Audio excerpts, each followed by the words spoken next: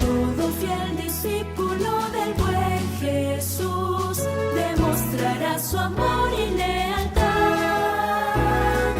En el diario estudio de nuestra lección y la palabra viva de Jesús. Sí, diariamente estudiaré mi lección con fidelidad, corazón y fe. Asistiré cada sábado con emoción y una grata ofrenda traeré. Un saludo muy especial para toda la teleaudiencia y radioaudiencia en esta hora, como también a los hermanos y hermanas que nos siguen por el internet. Sean bienvenidos y bienvenidas al estudio de la lección de la Escuela Sabática en este día, miércoles 20 de noviembre.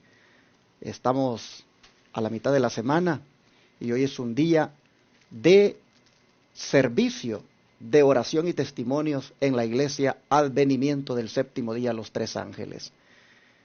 Tengo el privilegio esta noche de predicar en la iglesia. Estoy predicando un miércoles sí y un miércoles no.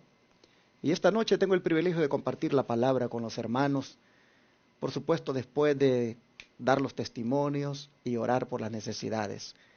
Invito a los amigos televidentes, radioyentes, que vengan a congregarse también con nosotros los miércoles. Es verdad que el sábado es el día de fiesta, el día del Señor, pero el miércoles es el día de oración y testimonios. Vengan con nosotros hoy a las 7:30 en el 210 East 6th Street, Irving, Texas 75060. Les esperamos. Voy a presentar a quien me va a acompañar este día en la lección, como es mi esposa María Elena. Buenos días. Buenos días, pastor. ¿Cómo están, hermanos? Un saludo para cada uno de ustedes, para toda nuestra audiencia. Agradecemos mucho que ustedes estén sintonizando este programa. Gracias a Dios, porque yo sé que ustedes también son bendecidos con su palabra, así es que sean todos bienvenidos a este estudio. Y para comenzar, vamos a ponernos de rodillas para orar.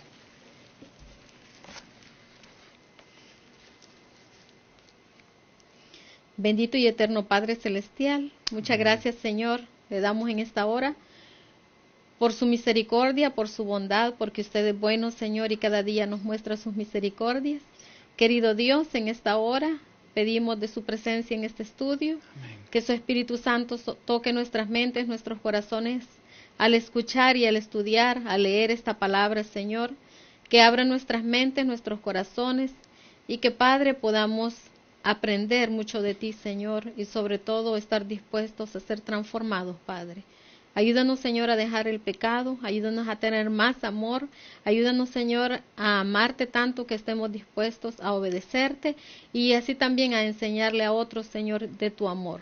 Gracias, Señor bendito, por lo bueno que eres. Quédese con nosotros en este estudio porque lo agradecemos en el nombre de Jesús. Amén. Amén. Continuando con este análisis sobre la vida de Judas, especialmente, pues, su carácter, nosotros vamos a mirar hoy nuevamente cómo él revela las expectativas que tenía acerca de Cristo. Y es que, María Elena, Jesús dijo en cierta ocasión una declaración que se ve claramente que Judas y los discípulos no la habían entendido. Dice el Espíritu de Profecía, y lo vimos en una lección pasada, que esta declaración que vamos a leer ahorita, constantemente el Señor la había venido diciendo durante su ministerio, y los discípulos la habían escuchado, pero no la comprendieron. Bueno, hermanos, vamos a leer esta declaración en el libro de Juan, capítulo 18, versículo 36. Y nos dice, respondiendo Jesús, mi reino no es de este mundo. Si mi reino fuera de este mundo, mis servidores pelearían para que yo no fuera entregado a los judíos. Pero ahora mi reino no es de aquí. Noten, hermanos, la declaración de Jesús. Mi reino no es de este mundo. Ya nosotros vimos, no sé, hace 2 semanas creo, pero una de las lecciones pasadas, que esta declaración que Jesús está dando aquí, en un contexto, pues, digámoslo así, cronológico un poco diferente, la había dicho esta expresión a lo largo de su ministerio, dice el don profético, pero que los discípulos no comprendieron eso, aunque el Señor se los había estado recalcando, que su reino no es de este mundo. Y bueno, Judas, pues, es uno de los que menos ha entendido esa declaración. Pues hemos mirado nosotros en su accionar que él sigue aferrado a la idea de que él debe establecerse ya como rey. Quiso forzar ese establecimiento como rey en la alimentación de los 5,000. Allí él movía, incitaba a la gente para que por la fuerza lo coronaran. Y así sucesivamente nosotros hemos visto cómo él, sus movimientos que hizo en relación con la entrega, siempre fueron pensando en que pues él tenía toda la característica para establecerse como rey. Entonces, pues esta declaración Judas no la entendió. Y es que cuando Jesús dice que el reino de él no es de este mundo, claramente está diciendo que su reino no es un reino mundano, su reino es un reino espiritual. Su reino no se impone por la fuerza. Su reino, el dominio de él lo tiene en el corazón de aquel que le acepta y le recibe como su Salvador personal. En el reino de Cristo, hermanos, no hay lugar para las armas, no hay lugar para la sublevación, para la sedición, no hay lugar para las revueltas. En el reino de Cristo, lo que hay es puro amor, pura gracia. Es más, cuando Cristo decía que el reino de los cielos se había acercado, Él estaba hablando del reino de la gracia, que se estampaba en los corazones de todo aquel que le recibía como su Salvador. Sabemos que vendrá el reino de gloria, que será cuando Él venga en las nubes de los cielos. Pero lo que Él vino a establecer en su primera venida y que todavía se mantiene es el reino de la gracia. Los súbditos de ese reino somos nosotros, mis hermanos, usted y yo, que le hemos aceptado como nuestro Salvador personal. Nosotros somos sus súbditos. Y Él reina en nuestros corazones. Pero Judas y los discípulos no lo entendieron así. Y María Elena, ¿por qué razón?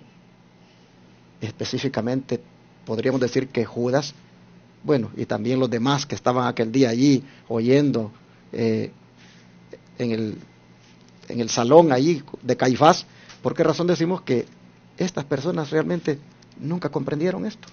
Bueno, porque mira lo que dice el libro Deseado de todas las gentes, página 669. Nos dice que Judas se echó entonces a los pies de Jesús, reconociéndole como hijo de Dios y suplicándole que se librase. Luego nos dice, pero si era el hijo de Dios, se preguntaban, ¿por qué no se libraba de sus ataduras y triunfaba sobre sus acusadores?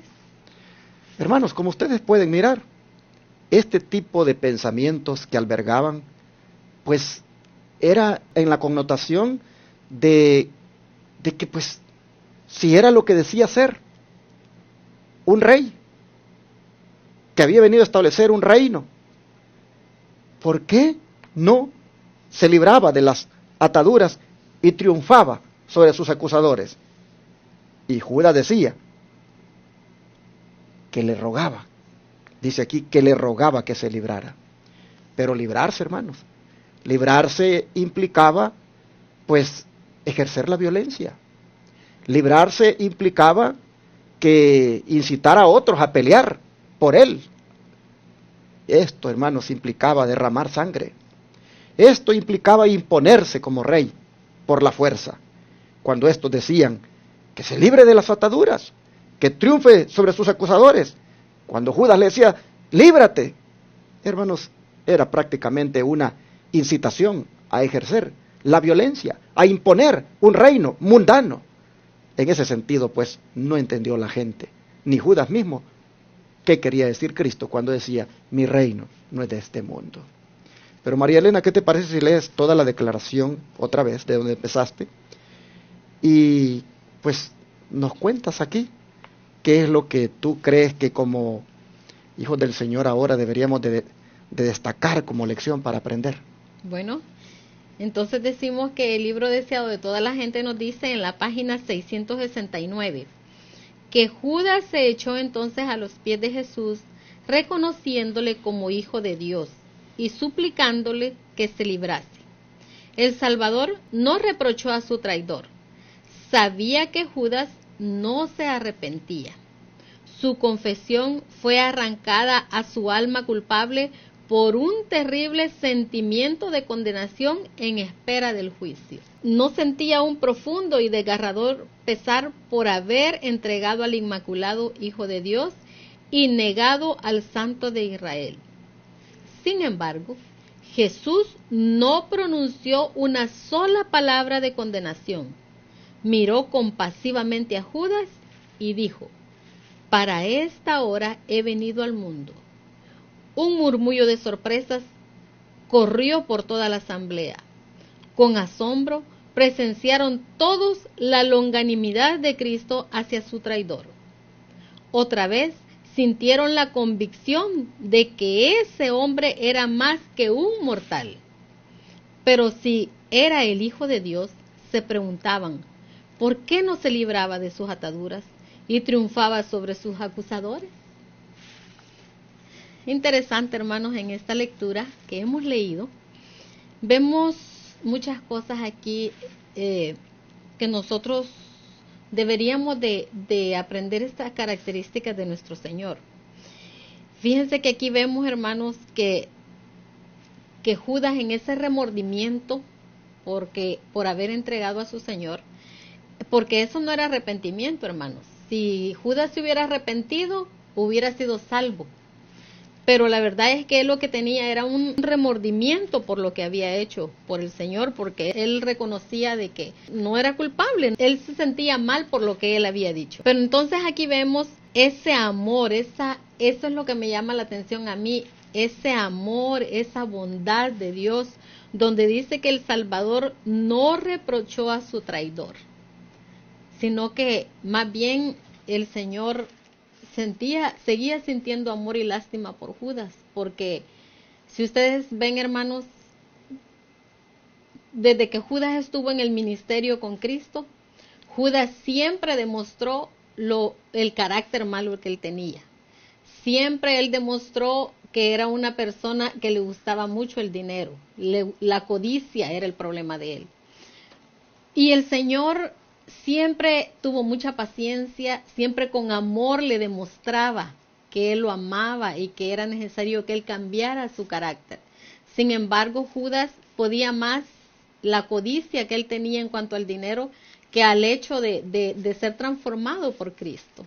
Entonces nosotros vemos aquí a un Judas que ahora pues estaba sufriendo porque se sentía culpable, no estaba arrepentido. Pero a pesar de todo, el Señor sabe que él no está arrepentido, pero igual el Señor con mucha... Aquí hay una palabra que me gusta que dice que con asombro, dice, presenciaron todos la longanimidad de Cristo hacia su traidor. Y esta palabra longanimidad quiere decir generosidad, nobleza. Entonces, hermanos, qué bonito sería que nosotros en esta lección, este día, aprendiéramos que como Cristo, así debemos de tratar nosotros a las personas que nos ofenden, a las personas que nos maltratan, a las personas que no les caemos bien.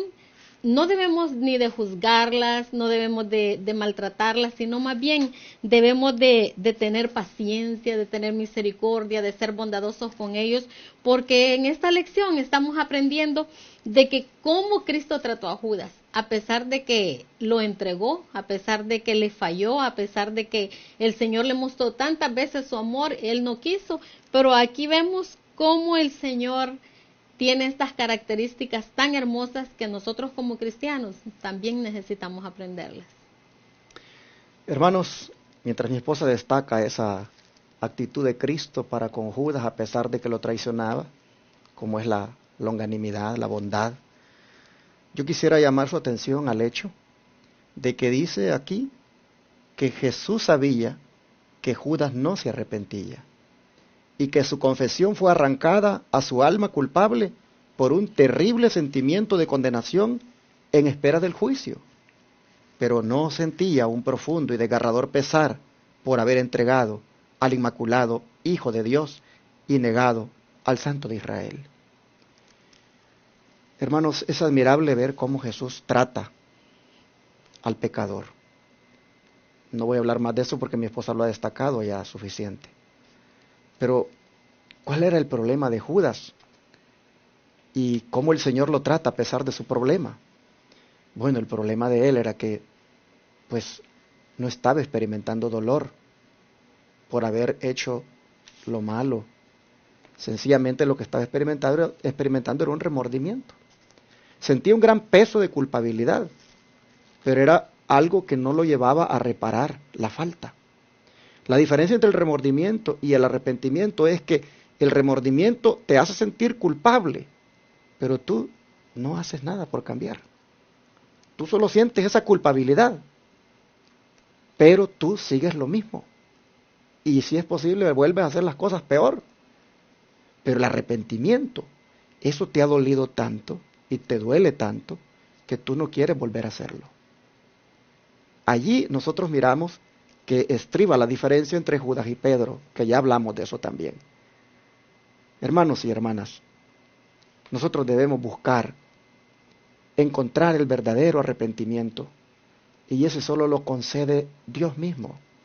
Miren, el verdadero arrepentimiento es como el que experimentó David. David decía en el Salmo 51, 1 al 14, apiádate de mí, oh Dios, conforme a tu misericordia, conforme a la muchedumbre de tus piedades borra mis transgresiones. Porque yo reconozco mis transgresiones y mi pecado está siempre delante de mí.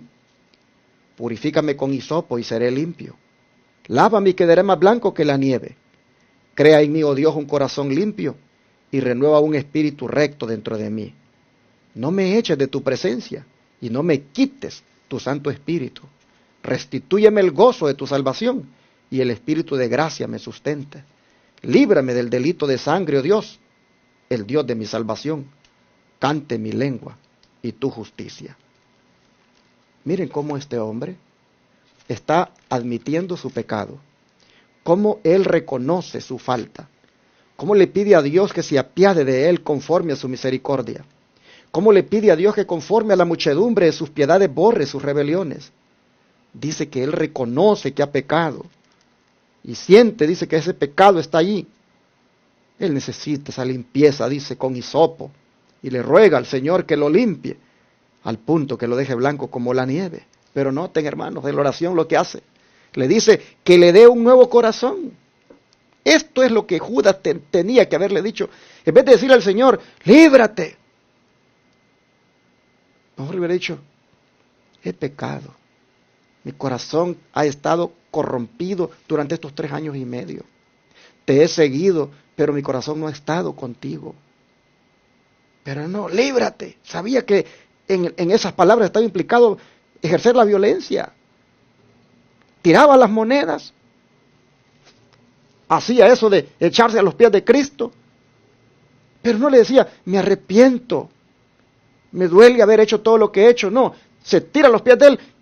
Le reconoce como hijo de Dios y le dice, líbrate. Sí, porque todavía Él tenía el plan que tanto había albergado de ser el segundo después de Jesús.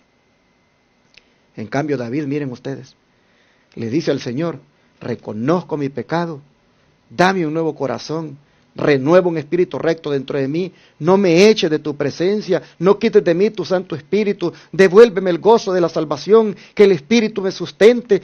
Hermanos, miren qué diferencia.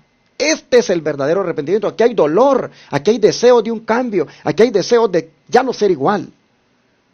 Y cuando David fue perdonado, hermanos, cuando David experimentó ese perdón, en otra ocasión dijo, bienaventurado aquel, dijo, cuya transgresión ha sido perdonada y cubierto su pecado.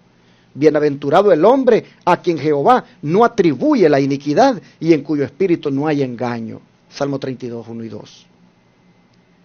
Hermanos, solo una persona que ha experimentado el perdón, solo una persona que ha experimentado esa paz como resultado de ser perdonado, puede decir como David, bienaventurado es, dichoso. Dice el don profético en El Camino a Cristo, páginas 24. Dice, la oración de David después de su caída, dice, ilustra la naturaleza del verdadero dolor por el pecado. Su arrepentimiento fue sincero y profundo. No se esforzó él por atenuar su culpa. Y su oración no fue inspirada por el deseo de escapar al juicio que le amenazaba. David veía la enormidad de su transgresión y la contaminación de su alma. Aborrecía su pecado. No solo pidió perdón, sino también que su corazón fuera purificado. Anhelaba el gozo de la santidad y ser restituido a la armonía y comunión con Dios. Este era el lenguaje de su alma. Sentir, dice, un arrepentimiento como este es algo que supera nuestro propio poder y se lo obtiene únicamente de Cristo, quien ascendió a lo alto y dio dones a los hombres. Y precisamente, dice, en este punto es donde muchos yerran y por ello no reciben la ayuda que Cristo quiere darles. Piensan que no pueden ir a Cristo a menos que se arrepientan primero y que el arrepentimiento los prepara para que sus pecados les sean perdonados.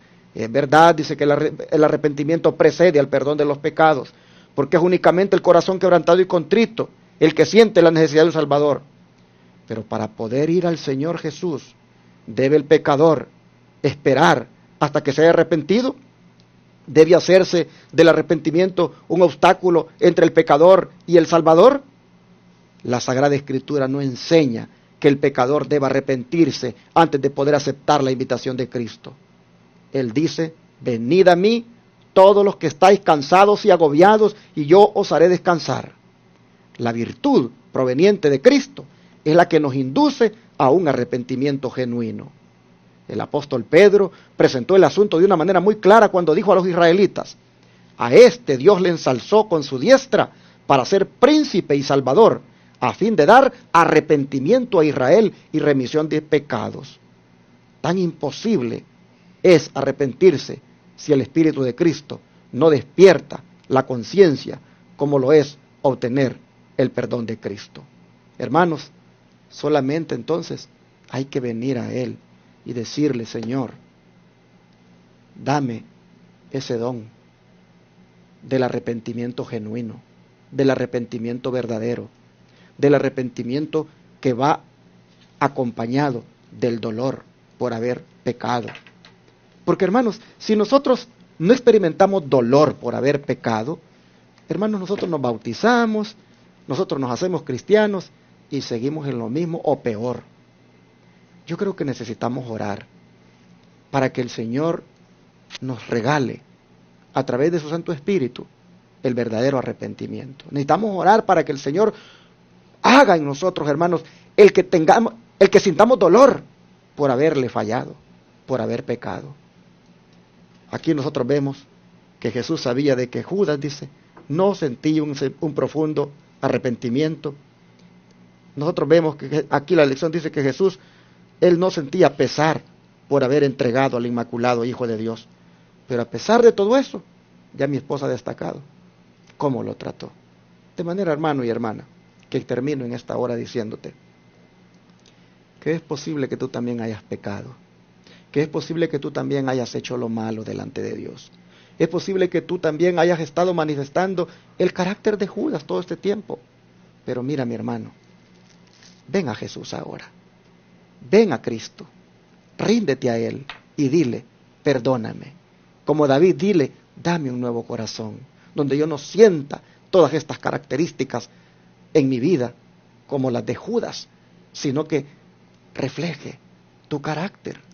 Hermanos y hermanas, si hay algo que aprender de la lección de hoy es que experimentemos el verdadero arrepentimiento aprovechando el grande amor, la grande bondad, la grande generosidad de nuestro Señor Jesucristo. ¿Quieres que oremos por eso? ¿Quieres que le digamos al Señor que nos ayude a experimentar el verdadero arrepentimiento y no el remordimiento de Judas.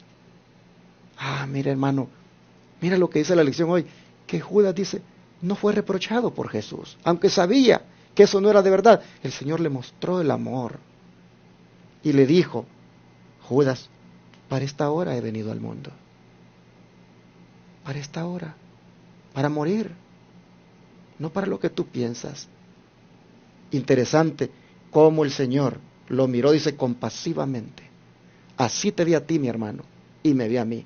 Compasivamente en esta hora, Él no te reprocha, Él solo te dice, ven a mí.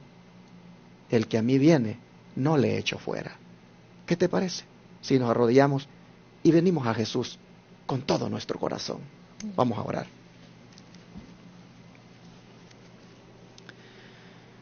Padre Celestial, qué grande amor y qué generosidad y bondad la que manifestaste sobre Judas, al no reprocharle su accionar, a pesar de que sabías que no estaba arrepintiéndose de verdad, que no estaba sintiendo ningún dolor de estarte entregando.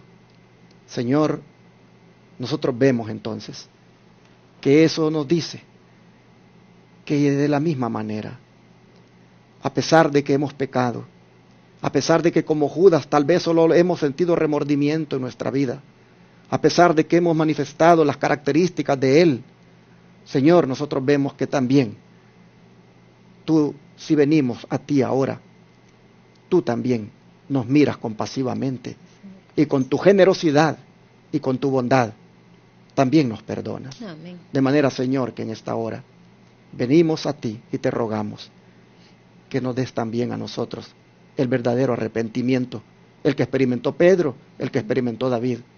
Señor, no más remordimiento por las cosas que hemos hecho mal, no más sentimiento de culpabilidad solamente y siguiendo haciendo lo mismo. No, Señor, queremos por favor ahora que el Espíritu Santo produzca en nosotros el verdadero arrepentimiento, el que lleva dolor por haber fallado, el que lleva dolor por haberte ofendido, el que lleva dolor por haber pecado, que nos duela, Señor, de manera que no deseemos volver a hacerlo.